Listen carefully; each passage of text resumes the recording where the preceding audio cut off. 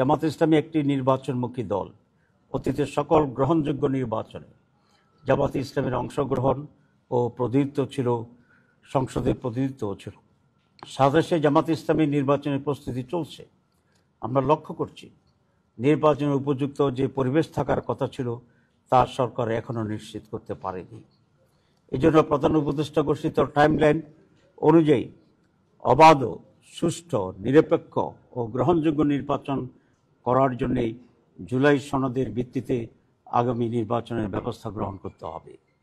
এ লক্ষ্যে জাতীয় ঐকমত্য কমিশন যে জুলাই সনদ প্রণয়নের প্রস্তুতি নিচ্ছে, বর্তমান অন্তর্বর্তী সরকারকে তার আইনি ভিত্তি দিতে হবে এবং এই সনদের ভিত্তিতেই আগামী নির্বাচন অনুষ্ঠান করতে হবে, অনুষ্ঠিত হইতে হবে।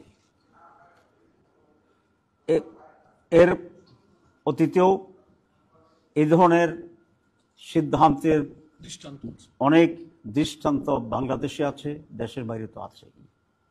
যেমন আপনারা জানেন 1970 নির্বাচনের আগে 1959 সালের গণঅভ্যুত্থানের পর 1969 সালের গণঅভ্যুত্থানের পর লিগ্যাল ফ্রেমওয়ার্কের ভিত্তিতে 70 নির্বাচন পরিচালনা করা হয়েছিল এবং সেই নির্বাচনে নির্বাচিত সংসদ সদস্যদের নিয়ে গঠিত গণপরিষদে 1972 সালের সংবিধান অনুমোদন করা হয়েছিল।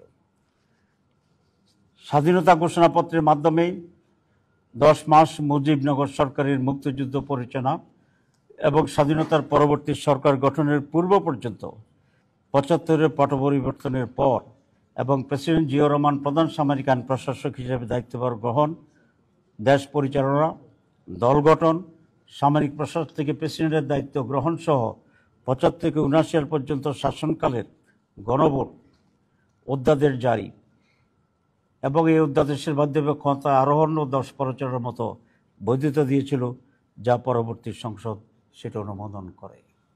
আপনি এটা জানেন যে একটা হানা ভোট হয়েছিল জিয়াউর রহমানের সময়, যেখানে 90-র বেশি ভোট কাস্ট হয়েছিল।